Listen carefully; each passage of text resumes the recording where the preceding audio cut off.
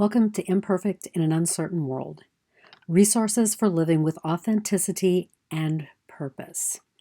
So, I want to talk a little bit about triggers. You know, those things that cause us to react instead of respond?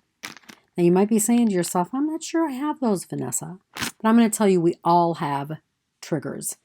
They may be seemingly inconsequential thoughts, words, are actions that send us into a tailspin of reaction.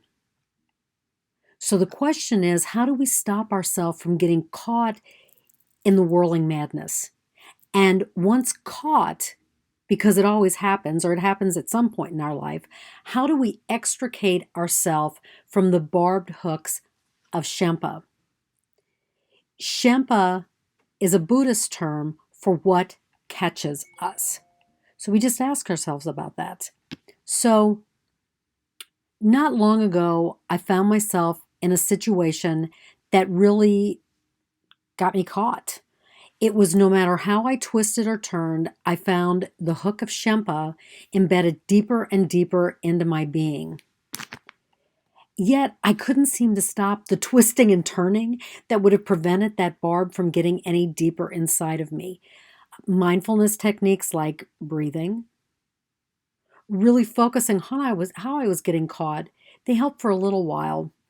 But after a bit, the angst resurfaced and reaction edged closer and closer.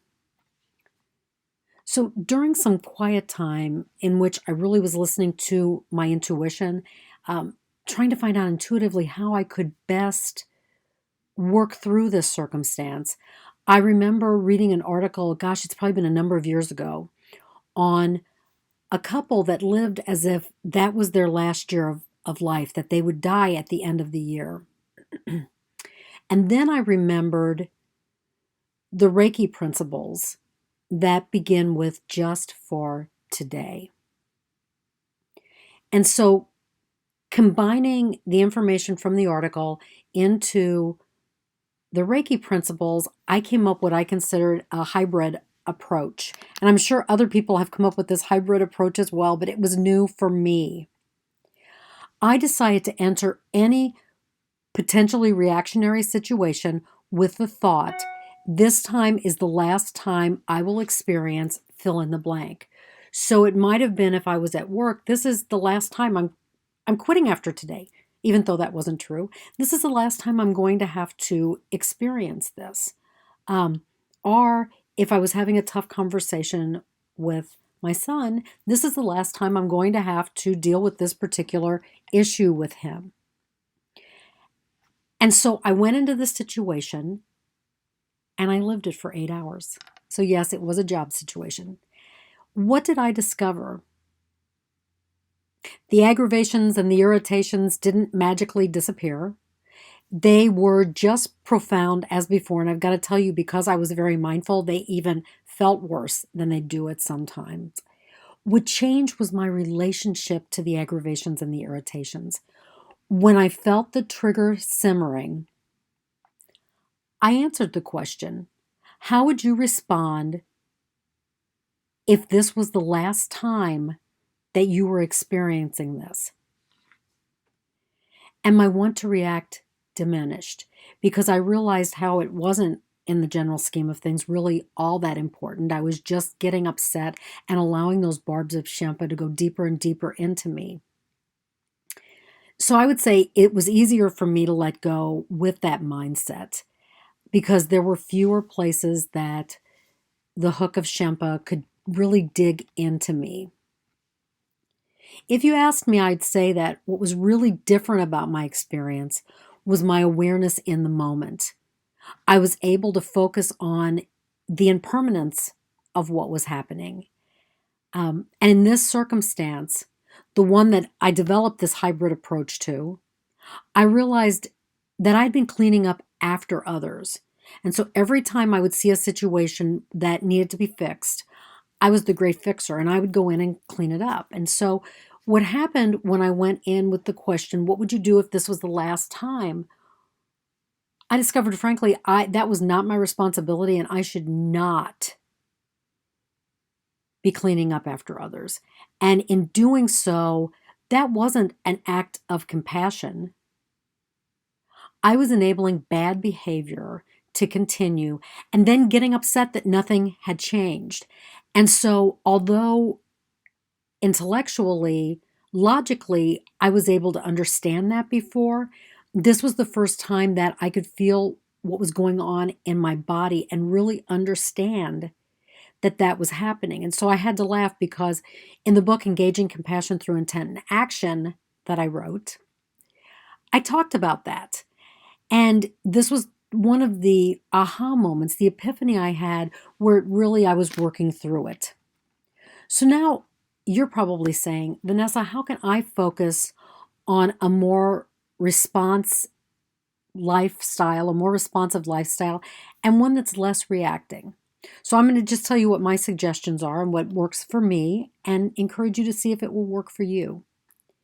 Set your intent to respond instead of react. That sets the stage for you. If you're going to say, I want to be more responsive and less reactionary. Consciously breathe into the moment as you do that. Then be aware of your symptoms of reaction. These can be physical symptoms. You might feel yourself tensing up. You might feel butterflies in your stomach. All the physical symptoms you might feel, dry mouth, rapid heart. Be aware of the symptoms that are going to tell you you're getting ready to react. Be aware of the mental symptoms. So what's going on in your internal monologue? Are you blaming and shaming? Are you feeling self-righteous because I keep doing this thing? What's really going on? Are you saying negative things to yourself? And then look at the emotional symptoms. What's going on? Are you getting visibly upset? Are you feeling depressed? What is really going on? Those symptoms are going to help you. The more you recognize the symptoms of reaction, mental, physical, and emotional, the more likely you are to stop those through mindfulness activities, through breathing into it, through asking yourself the question. You're going to be able to stop those before you go into full reaction. Acknowledge what catches you. There is nothing the matter in your life that you get. We're all learning. We're all imperfect. The world's uncertain. We're going to get caught. So acknowledge to yourself. You don't have to tell anybody else. Just tell yourself. And then let go of what's caught you. Even if it's the same thing that catches you over and over and over again, that's the important thing. Let it go. Breathe through. Take a step back. Learn from the lesson. And then what I found is most important, breathe into the moment. Because as you breathe, consciously follow your breath through your body and begin to relax. Begin to have a conversation with that internal monologue and telling yourself the things you do right, that you're a pretty awesome person. Acknowledge whatever emotions you're feeling as yours. But it's important, don't blame or shame during this. Because it takes awareness and practice to let go of the Shempa that catches you. I'm going to tell you, don't get caught.